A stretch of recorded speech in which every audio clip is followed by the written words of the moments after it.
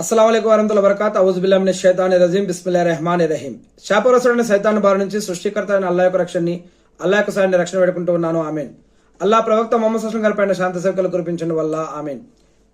ఖురాన్ మరియు హదీసుల్లో తెలియజేసినట్లుగా, ప్రవక్త ముహమ్మద్ సల్లల్లాహు అలైహి వసల్లం గారు తెలియజేసినట్లుగా భవిష్యవాణికి సంబంధించి మరి మహదీ అలైహిస్సలాం గారు ఖయామత్ అంటే ప్రళయ దినానికి ముందు వస్తారు అని, ప్రళయ దినం, తీర్పు దినం, జడ్జిమెంట్ డే అనేది ఉంది అని, మరణించిన ప్రతి ఒక్కరూ ఇప్పుడు బ్రతికున్నవారు మళ్ళా మరణించి అందరూ మళ్ళీ ఒకరోజు లేపబడి మానవులు బ్రతికున్నప్పుడు చేసిన మంచి చెడు, పాపం పుణ్యం, హరాం హలాల జీవితాన్ని బట్టి దేవుడు స్వర్గమా లేదా నరకమా అనేది కర్మలను బట్టి ఇస్తాడు అని, ఇవన్నీ కూడా ఖచ్చితంగా జరుగుతాయని ఖురాన్ మరియు హదీసుల్లో చెప్పబడ్డాయి.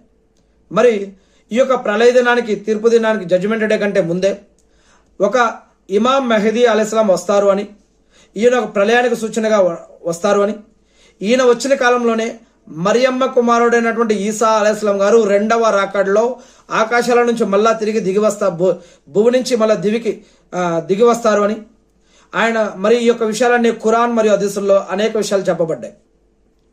ఇవన్నీ కూడా ఇస్లామీయ విశ్వాసాల ప్రకారం ఇమాం మహదీ రజల్లా గారు రాక పట్ల కొన్ని ముఖ్యమైన విషయాలు చూడొచ్చు మనం. ఆయన ఖయామత్ ప్రళయం యొక్క సూచనగా, మరి ఆయన ఒక ముస్లింలందరినీ ఒక సరైన దారిలో పెట్టడం కోసం అల్లా పంపే ఒక గొప్ప నాయకుడిగా, ఒక వక్తగా ఆయన రావడం జరుగుతుంది అని హదీసుల ఆధారంగా ఇమాం మహదీ గారి గురించి కొన్ని అంశాలు కూడా చెప్పబడ్డాయి.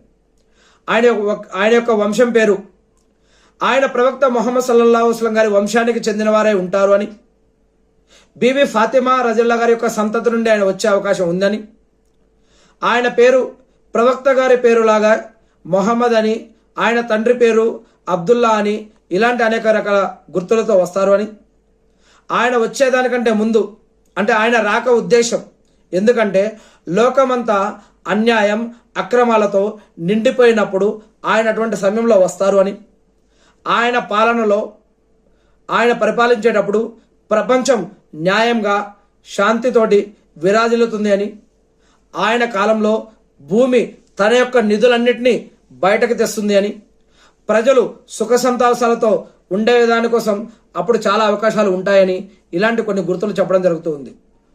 మరి ఆయన ముఖం ప్రకాశవంతంగా ఉంటుంది అని, ముక్కు పొడవగా మరియు నుదురు వెడల్పుగా ఉంటుంది అని, ఆయన సుమారు 7 నుంచి 9 సంవత్సరాలు పరిపాలించే అవకాశాలు ఉన్నాయని, ఆయన మక్కాలోని కాబా దగ్గర బైత్ అంటే ప్రమాణం తీసుకుంటారని, ఇలాంటి కొన్ని వాక్యాలు, కొన్ని హదీసు చరిత్ర, కొన్ని గ్రంథాలలో చెప్పడం జరుగుతూ ఉంది. నిజం అల్లాహ్ ఆలం. ఇక ఈసా అలైహిస్సలాం గారి గురించి, మరియమ్మ కుమారుడైనటువంటి ఈసా అలైహిస్సలాం గారి గురించి